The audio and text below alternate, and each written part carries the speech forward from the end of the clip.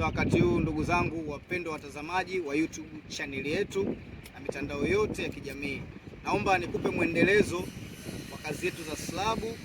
Leo tutakuwa na mkunjo mpya kabisa, japo ni mwendelezo. Tutakuletea mkunjo unaitwa 45 elbow. Nini 45 elbow?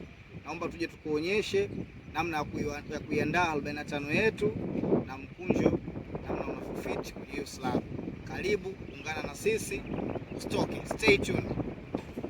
Naam, tunamtafuta fundi kwa niaba atuonyeshe namna ya 45 inavyoandaliwa na kukunjwa na kuweza kuifiksi kwenye slabu. Naam, karibu fundi, tuonyeshe namna ya 45 inavyokunjwa, kila mtu apate kuelewa. Mkunjo wetu wa 45 unaandaliwa. Safi.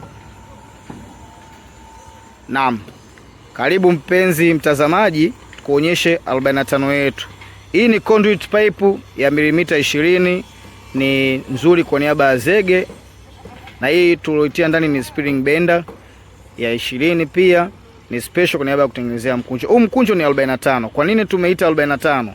Kuna mikunjo ya kila aina ya mfumo huu, lakini kuna mkunjo wa 90, kuna mkunjo mwingine unaweza tukauita kama C. Hii 45 ina migongo miwili ambayo ilikuwa ni smooth na very flexible.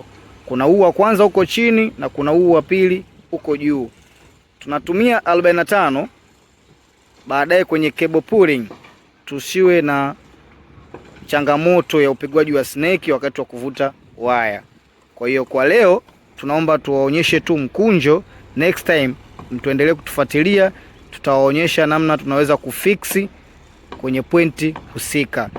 Usiache kutufuatilia kwenye mitandao yetu ya kijamii, ikiwa TikTok, Facebook, Instagram na YouTube channel. Wakati mwingine tena, bye bye.